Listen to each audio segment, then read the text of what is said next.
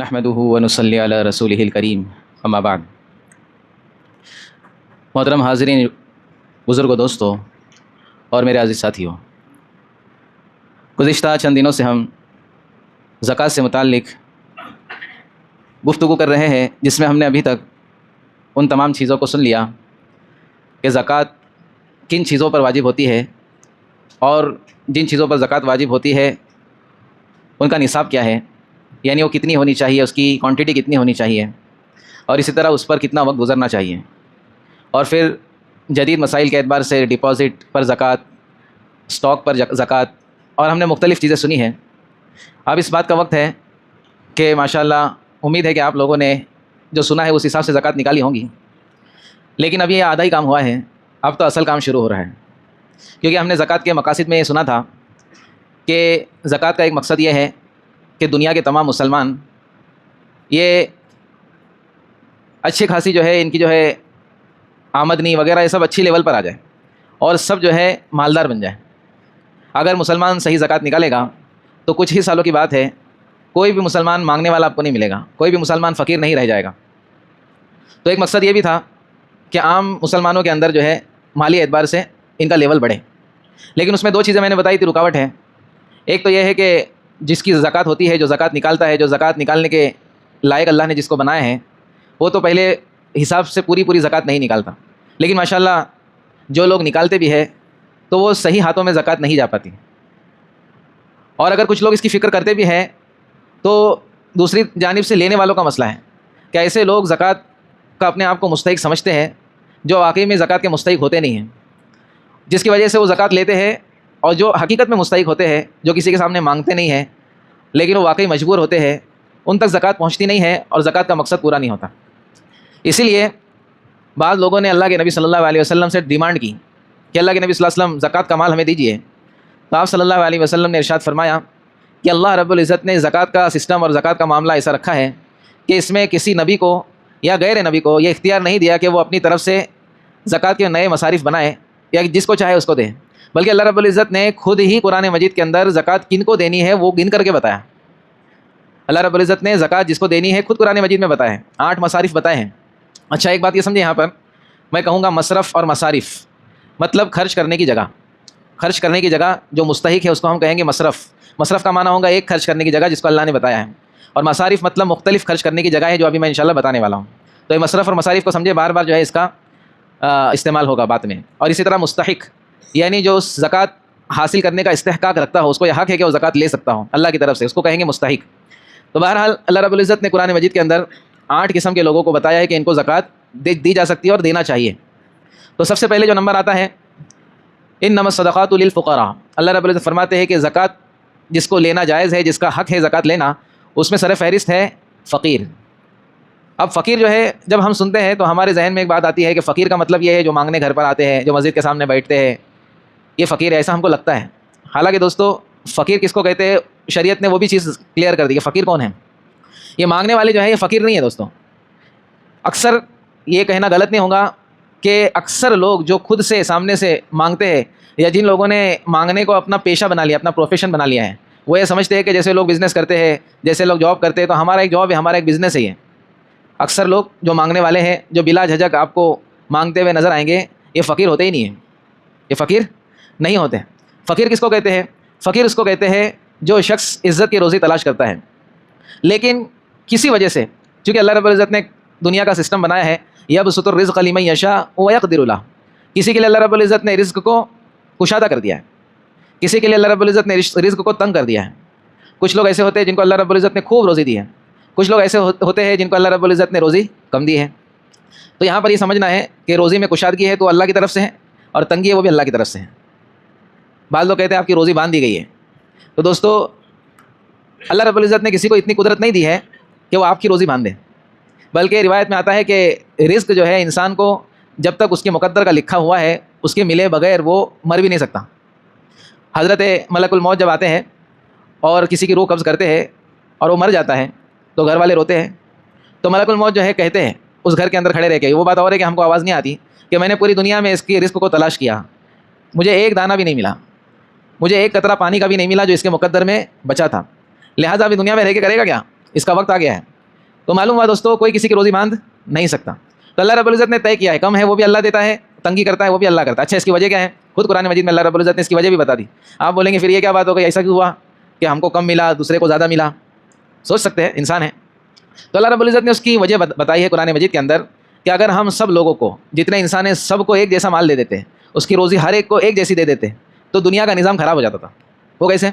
میں اکثر مثال دیتا ہوں کہ جو لوگ آج کھیتی کر رہے ہیں, جو محنت کر رہے ہیں کسان, اگر یہ کروڑ پتی بن جاتے ہیں کہ سب کو اللہ رب العزت نے کروڑ پتی بنا دیا ہے, تو یہ سوچتے تھے ہمارے پاس تو کروڑوں روپیہ ہے, ہم کو کھیتی کرنے کی کیا ضرورت ہے, ہم تو جائیں گے سپر مارکیٹ میں سب سامان لیں گے پیسے سے اور کھائیں گے.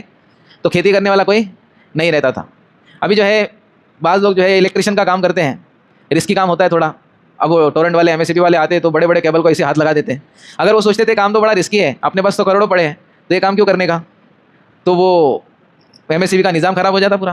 ایک آدمی جو ہے بلڈنگوں پہ 7 مالے پہ لٹک کے کلر مارتا ہے, وہ سوچتا ہے کہ میرے پاس تو کروڑوں روپے, میں کیوں کلر ماروں. ایک آدمی سوچتا میں کیوں بھگاری رہوں, اتنے دھوپ میں جو ہے گارا مٹی اٹھاؤ. تو سب جو سوچتے ہیں کہ میں کیوں کام کروں, تو دنیا میں کچھ کام ہی نہیں ہوتا کیونکہ سب کے پاس کروڑوں ہے. اب جب دکان پہ جاتے تو دکان والا بولتا میں کیوں دکان پہ آؤں, وہ دکان ہی نہیں کھولتا تھا. سمجھ میں آ رہی بات؟ تو پوری دنیا کا نظام خراب ہو جاتا تھا. تو اللہ رب العزت نے دنیا کا نظام خراب نہ ہو اس کے لیے جو ہے لوگوں کے اندر کسی کو زیادہ دیا کسی کو کم دیا, تاکہ ایک دوسرے سے لوگوں کا کام نکلتا رہے. بہرحال تو اللہ رب العزت نے فقیر اس کو بنایا ہے. فقیر اس کو کہتے ہیں جو کوشش کرتا ہے رزق کو حاصل کرنے کی, لیکن اللہ کی طرف سے اس کے لیے روزی میں تنگی رکھی گئی ہے. اب جو ہے اس کی روزی کے اندر تنگی ہوتی ہے, اور اس کے جتنے خرچ ہے جو ہے جائز خرچ, خواہشات کی بات میں نہیں کر رہا, خواہشات کسی کی پوری نہیں ہوگی. ہم خود غور کر لیں, ہم کما کے پریشان ہیں, کتنا بھی کمائیں گے تو کچھ نہ کچھ رہ ہی جاتا ہے, لیکن وہ خواہشات میں سے رہتا ہے. بیسک ضرورت تو ماشاءاللہ اللہ رب العزت سب کی پوری کرتے ہیں الحمدللہ. ہر آدمی آج دیکھیں گے آپ تو ایک ٹائم ناشتہ کرتا ہے, کم سے کم 2 مرتبہ کھانا کھاتا ہے. صحابہ کی آپ حالت دیکھیں گے تو 2 مرتبہ بھی کھانا کھانے کا ان کا مسئلہ ہو گیا تھا.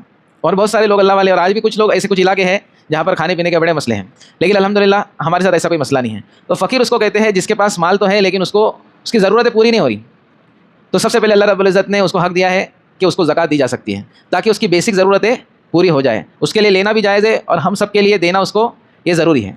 تو ایسے لوگوں کو ہم کو تلاش کرنا ہے. فقیر کے چہرے پہ فقیر لکھا نہیں رہتا, بلکہ ہم کو تلاش کرنا ہے.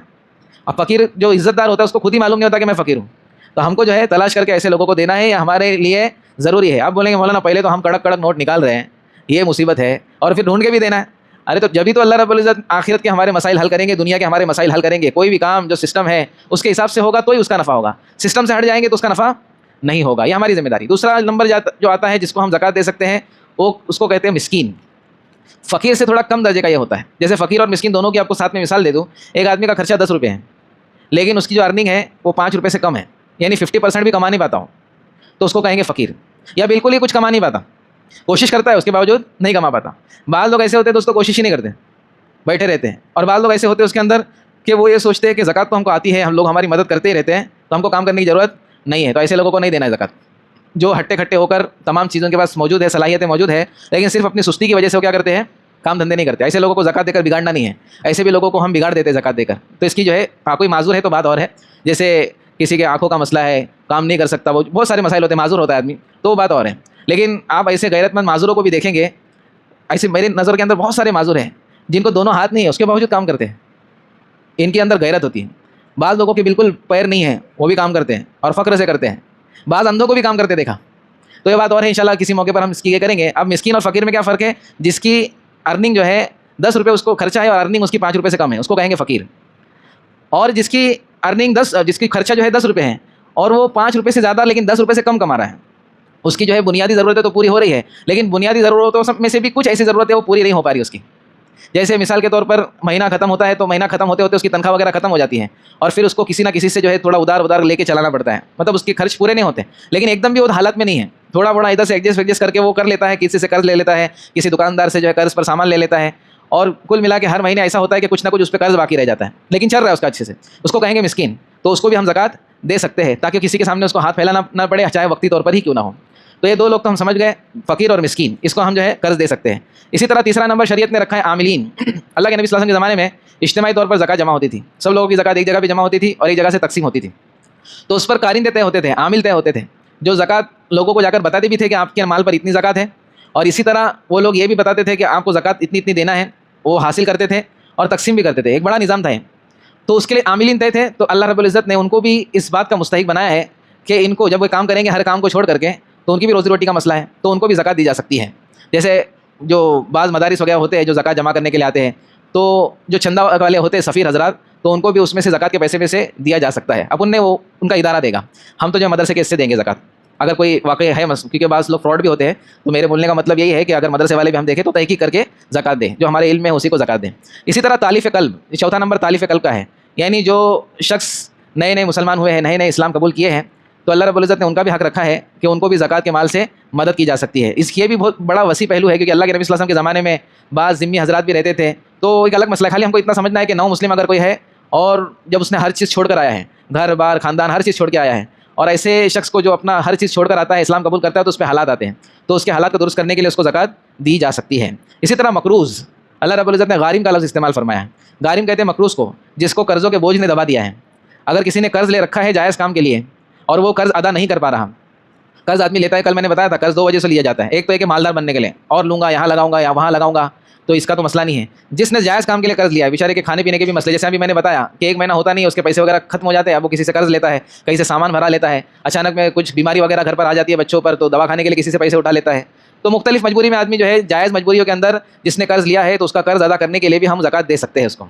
سمجھ میں آ رہی بات؟ ایسے لوگوں کو بھی تلاش کرنا چاہیے جن پر قرض ہے، جو پریشان ہیں لوگ، کیونکہ دوستو لقمان علیہ السلام نے کہا کہ قرض بہت خطرناک چیز ہے، یہ دن کی ذلت اور رات کی بے چینی ہے۔ آدمی جو ہے جو غیرت مند آدمی ہوتا ہے، جو قرض لیتا ہے، تو دن بھر میں جو ہے منہ چھپاتا پھرتا ہے وہاں، اگر سامنے جس نے دیا ہے تو اس کو جو ہے وہ پانی ہو جاتا ہے سامنے والے کو دیکھ کر کے، اس کا مجھے پیسہ دینا ہے، ٹائم ہو گیا نہیں دے پا رہا ہوں۔ جو بے غیرت ہے اس کی بات میں نہیں کر رہا ہوں، بے غیرت لوگ تو جو ہے آپ سے قرض لیں گے بھی اور آپ کو زور سے سلام بھی کریں گے، اور بعض موقع پہ آپ کو چہرہ گھما کر کے چلے بھی جائیں گے، تو بے غیرتوں کا مسئلہ نہیں ہے، یہ غیرت مندوں کا ہے۔ تو اس لیے جو ہے جو قرض جس نے لیا ہے اس کا قرض ادا کرنے کے لیے آپ زکوٰۃ دے سکتے ہیں، یہ بھی اللہ رب العزت نے ایک مصرف بنایا ہے۔ اسی طرح فی سبیل اللہ، جو لوگ اللہ کے راستے میں سرحدوں کی حفاظت کرتے ہیں، اللہ کے نبی صلی اللہ علیہ وسلم کے زمانے میں اسلامی مملکت مدینہ کے اندر ہمیشہ خطرہ رہتا تھا، اور اسی طرح بہت سارے ممالک فتح ہوئے ہیں اسلام کے دور میں، حضرت عمر کے دور میں، حضرت ابوبکر کے دور میں دمشق فتح ہوا، اور پھر بیت المقدس فتح ہوا۔ تو اس کام کے لیے خاص لوگ، چنندہ لوگ کیا ہوتے طے ہوا کرتے تھے، جو لوگ ہمیشہ اپنی جان دینے کے لیے تیار رہتے تھے فی سبیل اللہ، تو وہ جو ہے کام کرنے نہیں جائیں گے، تو ان کے لیے بھی اللہ رب العزت نے فی سبیل اللہ، اس کا بھی وسیع مفہوم ہے دوستو فی سبیل اللہ کا، میں نے ایک مثال دیا آپ کو، تو اس کا بھی جو ہے زکوٰۃ سے اس وقت جو ہے ان کا بھی خرچہ وغیرہ کیا جاتا تھا۔ مسافر، ایک آدمی سفر میں جا کر اپنے تمام سامان سفر کو کھو گیا یا کچھ ہو گیا، چوری ہو گئی، اب اس کے پاس کچھ نہیں ہے، اگرچہ وہ اپنے مقام پر کروڑ پتی آدمی ہے، لیکن اس کی بھی زکوٰۃ سے امداد کی جا سکتی ہے۔ لیکن آج کل یہ مسئلہ جو ہے تھوڑا مشکل ہے ایسا، کیونکہ اگر کوئی کروڑ پتی آدمی ہے تو اس کے پاس فون ہوگا یا پھر کسی کے ذریعے سے فون پر کانٹیکٹ کر کے منگا سکتا ہے، آج ایسا مسئلہ نہیں ہے، لیکن باوجود اس کے مسافر اگر ہم کو حالات میں مل جائے، واقعی وہ مسافر ہو، بعض لوگ جو ہے بولتے ہیں ہم مسافر ہیں، بامبے سینٹر میں ہمارا سامان کھو گیا، اور بامبے سینٹر سے ڈائریکٹ کلوا کی مسجد ملی اس کو، ایسے بھی ہوتے ہیں، بامبے سینٹر میں میرا پورا سامان کھو گیا، میں راجستھان سے آیا ہوں، فلاں جگہ سے آیا ہوں، اب جو ہے مجھ کو مدد چاہیے ادھر جانے تک، اب جو اکثر یہ لوگ فراڈ رہتے ہیں، تو ایسے لوگوں کا مسئلہ نہیں ہے، تحقیق کر کے اگر واقعی مسافر پریشانی میں ہے تو اس کو بھی زکوٰۃ دی جا سکتی ہے۔ اسی طرح لاسٹ نمبر جو ہے وہ ہے مکاتب غلام کا، وہ بھی سسٹم ختم ہو گیا ہے، پہلے جو ہے غلام ہوا کرتے تھے تو وہ اپنے آپ کو چھڑانے کے لیے اپنے آقاؤں سے ڈیل کرتے تھے کہ میں کتنا پیسہ دوں گا تو آپ مجھ کو چھوڑ دیں گے، تو پھر آقا کہتا تھا کہ 10,000 روپے دے دے، 20,000 روپے دے دے اس زمانے کے اعتبار سے، تو پھر وہ جمع کرنے کے چکر میں رہتا تھا، تو اللہ کے نبی نے فرمایا، بلکہ اللہ نے فرمایا کہ ایسے غلام کو بھی آپ پیسے دے سکتے ہیں، زکوٰۃ کے مال دے سکتے ہیں، جو اپنے آپ کو چھڑانا چاہتا ہے۔ تو بہرحال یہ 8 مصارف اللہ رب العزت نے بیان کیے ہیں۔ اب آگے انشاءاللہ کل ہم یہ سمجھیں گے کہ کن لوگوں کو زکوٰۃ نہیں دے سکتے۔ آج بھی تھوڑی بات تو آئی گئی کہ کن لوگوں کو زکوٰۃ نہیں دینا ہے، لیکن تفصیل کے ساتھ ہم کل سنیں گے کہ اگر ہم نے ان لوگوں کو زکوٰۃ دے دی تو ہماری زکوٰۃ ادا نہیں ہوگی، قبول ہونے کا تو مسئلہ ہی نہیں ہے، ادا بھی نہیں ہوگی، مطلب ہم کو پھر سے زکوٰۃ نکالنی پڑے گی، جب تک نہیں نکالیں گے، ریپیٹ نہیں کریں گے، اس وقت تک ہم جو ہے گنہگار رہیں گے۔ تو اس لیے انشاءاللہ اس کو کل سنیں گے۔ اللہ رب العزت ہم سب کو کہنے سننے پر عمل کی توفیق عطا فرمائے۔